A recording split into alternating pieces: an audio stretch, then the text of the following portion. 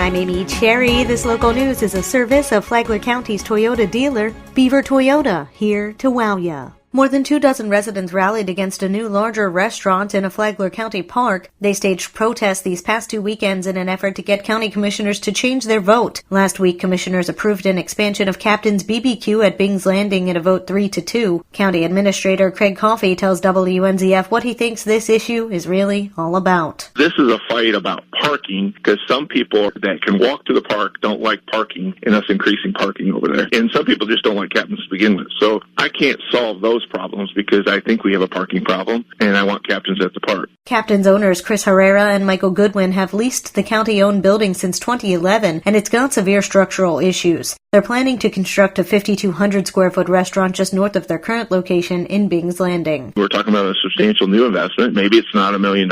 Maybe it's only $750,000. But I don't have people beating down my door every day to make $750,000 investments and help me get out of a landlord situation where we have a substandard building. So people don't always connect those two. And you're moving basically a building that's here that's been added on to a new building location essentially 100 feet away. Residents of the Hammock are exploring legal action. They say it's unfair to have a big restaurant in such a little park. This portion of Flagler's Morning News is brought to you by the Daytona Beach International Airport. Save time, money, and stress. The Daytona Beach International Airport, it's just plain easy. A man who sought entry into Wadsworth Elementary on Thursday morning and made reference to a school shooting has been identified, located, and interviewed by police. John R. King reports. The incident created concern for student safety and initiated a search that ended with the questioning of Ronnie Nimella of Palm Coast. However, Flagler County deputies determined he is not a threat and no criminal charges will be filed. A sheriff's spokesperson described Nimella as disgruntled after being required to show his ID in the school's lobby. Nimella was reportedly there to attend the school's book fair. Sheriff Rick Staley said he was very proud of the investigative work done by Deputy Roddenborn and the rest of the team to identify Nimella, and added, quote, "In this day and age, we have to follow every single lead because you can never be certain of a person's intentions." Staley went on to say, "Make no mistake, if you make an inappropriate comment or a threat in Flagler County, you will receive a visit from the sheriff's office." From the WNZF Newsroom, I'm John Arcane.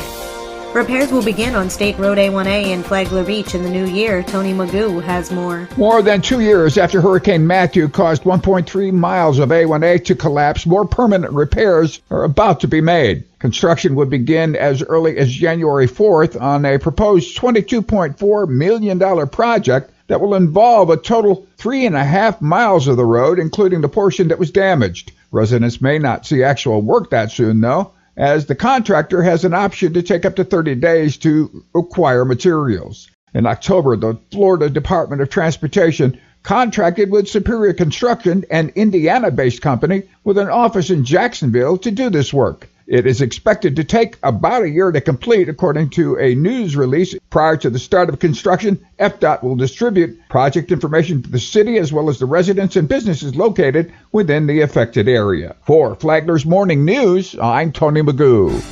What keeps everything going in Flagler County?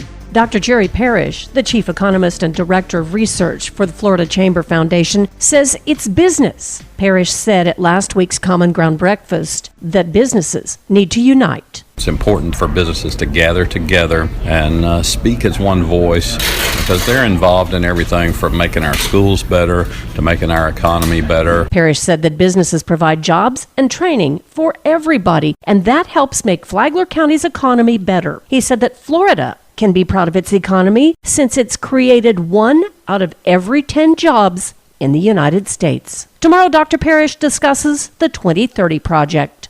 From the WNZF Newsroom, I'm Deb Albertson. Newly elected Flagler County Commissioner Joe Mullins was on Free for All Friday with host David Ayers, and he talked about how he thinks a government should be run. It should run with the focus of a business, and that's making sure that the moves we make benefit the county or the business, which is the county is the business, benefit the county, and we're constantly looking for ways to increase revenue other than the tax burden, but of the tax resident. Flagler County Commissioner Joe Mullins, while working with the Flagler County Commission, says he's already heard 3 things that he does not like. Three comments that have been made that I do not like. This is the way we do things. Well, we can't really solve that one, or, well, perceptionally, we've got to stand together on this. The Flagler County Commission will meet this morning at 9 o'clock. From the WNZF Newsroom, I'm Rich Carroll. And now you're up to date on Flagler's Morning News. I'm Amy Cherry.